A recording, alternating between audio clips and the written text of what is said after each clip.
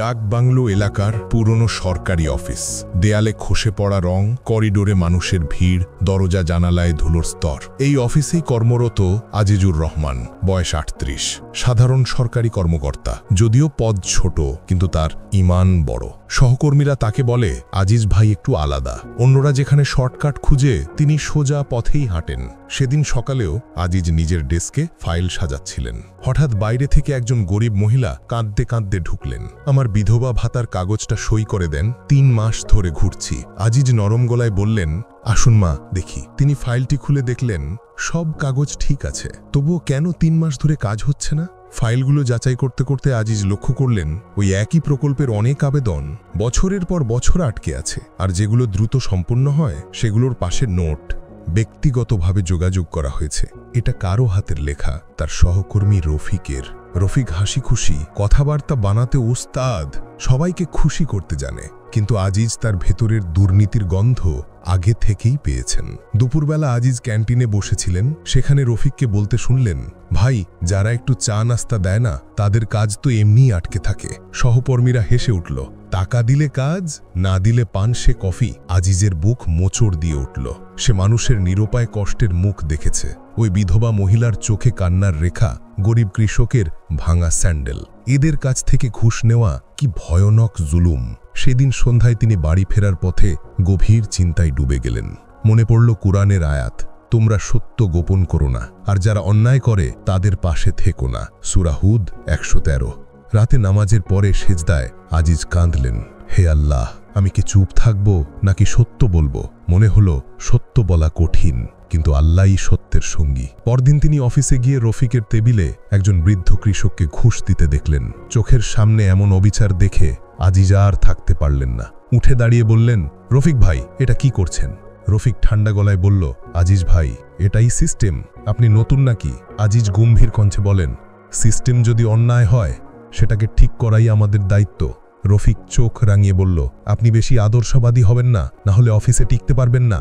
আজিজ বুঝে গেল এই অন্যায় থামাতে গেলে তাকে অনেক চাপ সহ্য করতে হবে।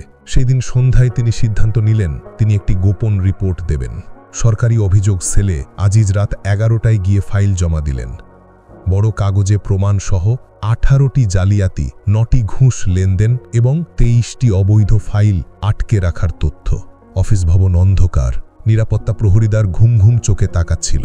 আজিজ মনে মনে দোয়া করলেন, হে আল্লাহ, তুমি সব জানো, আমি শুধু তোমার সন্তুষ্টির জন্য করছি। পরদিন খবর আগুনের মতো ছড়িয়ে পড়ল। অফিসে তদন্ত হবে, সবাই কানা গল্প করছে, কে রিপোর্ট দিল, কার এত সাহস? রফিক রাগে লাল হয়ে বলল, নিশ্চয়ই আজিজ, সে ছাড়া আর কাকে হবে? সহকর্মীরা আজিজের দিকে সন্দেহের চোখে তাকায়। অফিসে কেউ আজিজের সঙ্গে কথা বলে না। চায়ের ক্যান্টিনেও তাকে দেখলে ফিসফিস করে, পুরো অফিসের শত্রু, এ লোক খুব বিপজ্জনক, এরা ধর্ম নিয়ে বাড়াবাড়ি করে। আজিজ একাকী হয়ে পড়লেন। ডেস্কে কাজ করতে করতে তিনি দেখেন কেউ তার পাশে বসে না, মিটিংয়ে তাকে কথা বলতে দেওয়া হয় না। একদিন রফিক এসে খুব তাচ্ছিল্যের সঙ্গে বলল, আজিজ ভাই, আল্লাহর ভয় দেখিয়ে অফিস বদলে দেবেন মনে হয়।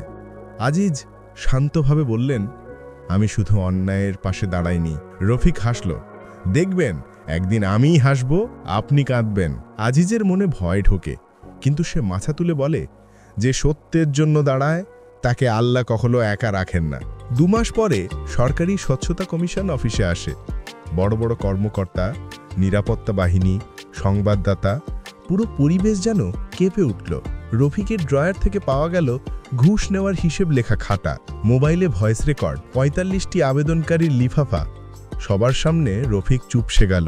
সে গলা কাঁপিয়ে বলল, আমি একা নই, সবাই তো করে। কিন্তু আজিজ উঠে দাঁড়িয়ে বললেন, সবাই করুক, অন্যায় কখনো হালাল হয় না। এই সাহসের সামনে কমিটির প্রধান মাথা নিচু করলেন। আপনার মতো মানুষের জন্যই রাষ্ট্র টিকে থাকে। রফিক বরখাস্ত হলো, মামলা হলো, আর অফিসে নতুন সিস্টেম চালু হলো। ঘুষ পুরোপুরি বন্ধ না হলেও অনেকটাই কমে গেল। তদন্ত শেষ হতে প্রায় ৩ মাস লাগলো। এই ৩ মাস আজিজ খুব কষ্টে কাটালেন। সহকর্মীদের অপমান, একাকিত্ব, অপবাদ, হেসে কথা বলা বন্ধ, সবকিছু তাকে মানসিকভাবে ভেঙে দিচ্ছিল। কিন্তু আজিজ জানতেন সত্যের পথে কাঁটায় ভরা, কিন্তু গন্তব্য আলো। একদিন অফিস থেকে মন্ত্রণালয়ের চিঠি এলো।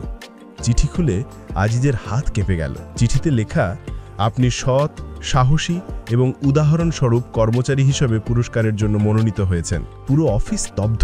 যারা তাকে ঘৃণা করত তারা চুপ করে তাকিয়ে রইল। রফিককে বরখাস্ত করার পাশাপাশি আরও 2 জন কর্মকর্তা বদলি হলো। অফিসে সবাই বুঝল আজিজই ছিল আসল ইমানদার। অনেকদিন পরে সহকর্মী রায়হান এসে লজ্জায় মাথা নিচু করে বলল, ভাই, আমরা ভুল বুঝেছিলাম, আপনি ঠিক ছিলেন। আজিজ মুচকি হাসলেন, ঠিক ভুল আল্লাহ জানেন, আমি শুধু আমার দায়িত্ব করেছি। সেদিন অফিস শেষে আজিজ বাসায় ফিরলেন। স্ত্রী বলল, আপনি সত্যের পথে দাঁড়িয়ে পুরো অফিস বদলে দিয়েছেন। আজিজ শান্ত কণ্ঠে বললেন, আমি নয়, আল্লাহ বদলে দিয়েছেন, আমি শুধু চেষ্টা করেছি। রাতে তিনি নামাজে দাঁড়ালেন। সেজদায় গিয়ে চোখের পানি গড়িয়ে পড়ল। হে আল্লাহ, তুমি সত্যের পথ দেখালে, তুমি আমাকে স্টেটফাস্ট রাখলে, তুমি আমাকে শেখালে অন্যায়ের বিরুদ্ধে দাঁড়ানোই প্রকৃত ঈমান। চাঁদের আলো ঘরে ঢুকছে জানালা দিয়ে। আজিজ অনুভব করলেন তার হৃদয়ে এখন শান্তির একটি বিশাল নদী বইছে। সঠিকের পক্ষে দাঁড়ানো কখনো সহজ নয়, কিন্তু সেটাই ঈমানের দাবি। আল্লাহর ভয়ে একজন মানুষকে শত লোকের অপবাদ থেকেও শক্ত রাখে। ঘুষ ও অন্যায় সমাজকে ধ্বংস করে। সত্য মানুষই সেটিকে থামাতে পারে। মানুষ কখনো ভুল বোঝে, কিন্তু আল্লাহ কখনো ভুল বোঝেন না। সত্যিকারের সাহস হলো ক্ষমতার সামনে দাঁড়ানো, লাভ ক্ষতি ভুলে কেবল আল্লাহকে সামনে রাখা।